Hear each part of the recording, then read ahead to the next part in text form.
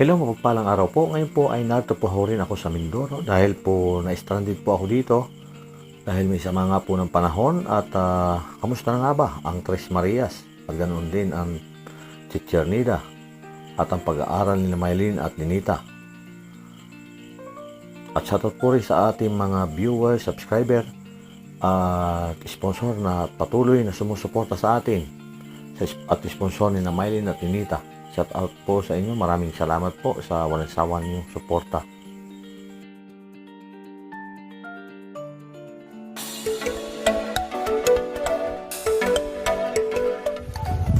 Hello po, magandang araw po sa ating lahat. At ngayon po ay araw ng Martes. Andito na kami sa bahay. Maaga kaming lumabas. Nag-siesta lang ng konti. No? Ngayon ay 3 o'clock na. Merienda time. At ito po, marami pa ang trabaho ding inuuwi. Alam niyo naman ang buhay guro. Buhay guro talaga, ang daming trabaho, no? Pagdating pa dito sa bahay, syempre po, mag-iintindi pa. Mag-iintindi pa tayo. Yung dalawa ni Sinea at Ninita ay dito lang sa bahay. So, nag-asynchronous sila. At si Maylin kami ay pumasok. At eto nga lang po, nagsiesta lang sila at maya-maya dadalang ko sila doon ng merienda. Mukhang busy po yung Tres Marias. Pati po yung nanay nila busy. Alam niyo naman po, ayan, buhay guro. Dala-dala pa rin yung trabaho sa bahay pag di natapos sa school. At wala din naman time po talaga sa school gumawa ng paperworks. Ayan, puti nga po ngayon at yung 2 days lang face-to-face, pero next week, back to normal ulit tayo, face-to-face na po ulit.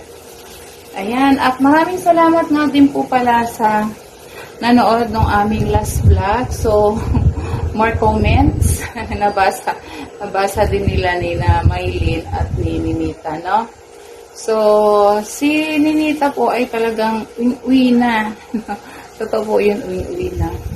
At, ayan, shout out po pala kay Ma'am Susan. Shout out na din po pala kay Ma'am Susan Red Riding Hood. O isa siya sa nagtatanong bakit daw nagbago yung isip ni Maylin.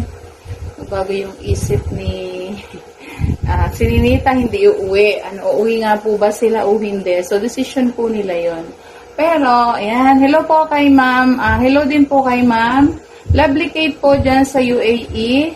Ayan, mga viewer po natin, sa inyong lahat, mga OFW.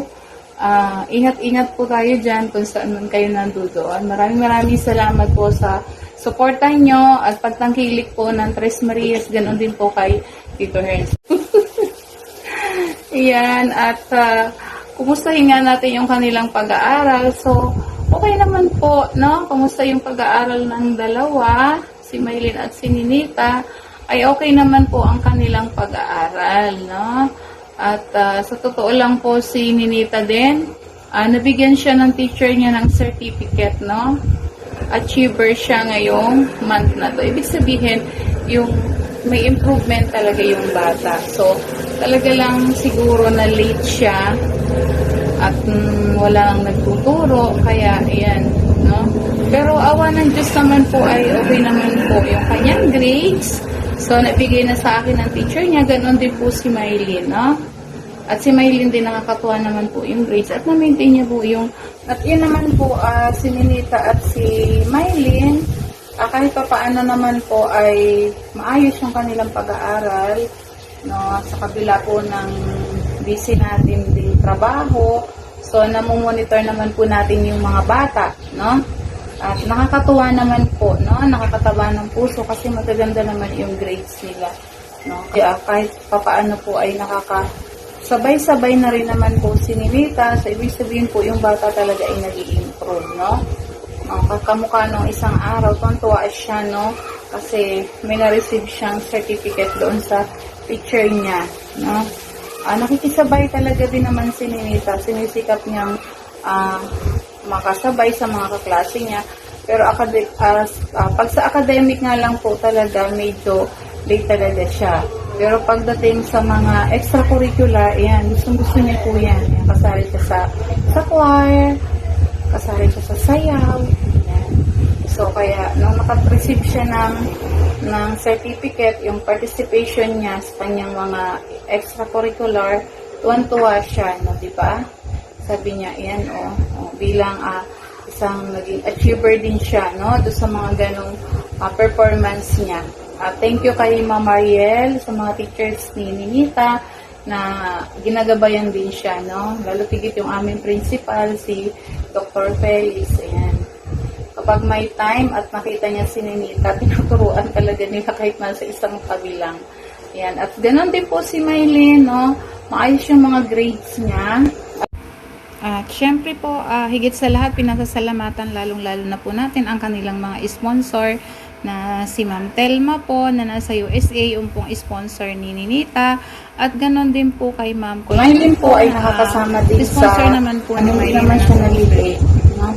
Kaya nakakatuwa po. At sana matuloy-tuloy mo yan, Maylin, hanggang sa mag-high school, mag-college ka. Lalo niya pang sipagan yung kanyang pag-aaral. Ayan, at sana, Maylin, ipagpatuloy mo, Ninita, yung inyong mga nasimulan. At huwag tatama rin mag-aral, lalo pang sipagan. Ayan, para din naman yan sa inyo, para pagdating ng araw, may maganda kayong bukas. Ayan. And lagi ko yung pinapaalaala ko sa kanila, lagi silang makikinig, no? Sa mga advice namin, mga advice ng teachers nila. Ayan. Huwag silang magagaya doon sa iba na pag na andyan ayun, tinatamad na, no? Pagtagal tinatamad na yung pag-aaral. So, pagpatuloy lang at laban lagi, na? Ayan. At sige po, at pupuntahan natin yung Tres Marias, baka nagugutom na. Pag 3:30 na, dadalang ko po sila ng merienda. Hindi na po, at samahan niya ako doon sa Tres Marias. Titingnan natin baka kung ano-ano na ginagawa. Dadalang po natin sila muna doon ng merienda. So, ayan. May ano kami. Ayan, monay. Masarap po ito, oh. Monay naman sila ngayon. At yun naman po, si Ninita at si Maylin, kahit pa paano naman po ay maayos yung kanilang pag-aaral, no, sa kabila po ng busy natin ding trabaho. So, namumonitor naman po natin yung mga bata, no? At nakakatuwa naman po, no? Nakakataba ng puso kasi magaganda naman yung grades nila, no? Although kahit papaano po ay sabay-sabay na rin naman po si Ninita. So, ibig sabihin po yung bata talaga ay nag-i-improve, no? Kamukha nung isang araw, tuwa siya, no? Kasi may na-receive siyang certificate doon sa teacher niya, no? Nakikisabay talaga din naman si Ninita. Sinisikap niyang makasabay sa mga kaklase niya. Pero pag sa academic nga lang po talaga, medyo late talaga siya. Pero pagdating sa mga extracurricular, ayan, gusto niya po yan. Ayan, kasali siya sa choir, kasali siya sa sayaw. Ayan. So, kaya, nung nakareceive siya ng certificate, yung participation niya sa kanyang mga extracurricular, tuwan-tuwa siya, no, di ba? Sabi niya, ayan, bilang isang naging achiever din siya, no, do sa mga ganong performance niya. Thank you kay Ma'am Mariel, sa mga teachers ni Ninita, na ginagabayan din siya, no? Lalo tigit yung aming principal, si Dr. Felix, ayan. Kapag may time at nakita niya si Ninita, tinuturuan talaga nila kahit nasa isang kabilang. Ayan. At ganoon din po si Maylin, no? Maayos yung mga grades niya. At sa totoo po, si Maylin ay nakakasama din sa classroom, kasi classroom pa rin po yung at sa totoo lang po, si Maylin ay nakakasama din natin sa classroom. Yung dito na sila, nagmimeriendahan. Ayan. Malamig na ba yung Chucky? Malamig na. Ako kasi water lang. At baka ako ilalong tumaba. Ano, Ninita? Gusto mo ba yan, Ninita? Gusto mo yan?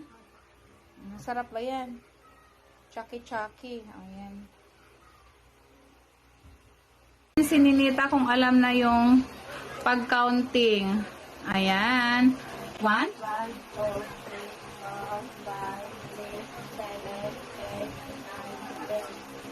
10, 10, 20, 30, 40, 50, 90. Ayan po, oh. Say hi, bye-bye. Bye-bye. Bye-bye po. Ayan, bye-bye po. Ingat po kayo lahat. Ayun, ingat po kayo lahat. Thank you po for watching. Oh, ikaw, Thank Miley. you po. Oh. Watching. Thank you po for washing. Oh. Washing. Oh, ikaw, Miley. Ganda naman ang buhok mo, Mai. Thank you po for watching. Wow, thank you po for watching. Ayan. At bye-bye, bye-bye, bye-bye po, bye-bye. Thank you po.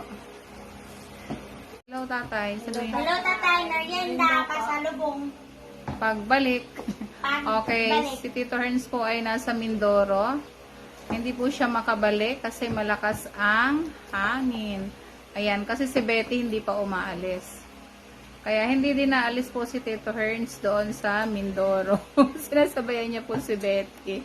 Okay, bye-bye!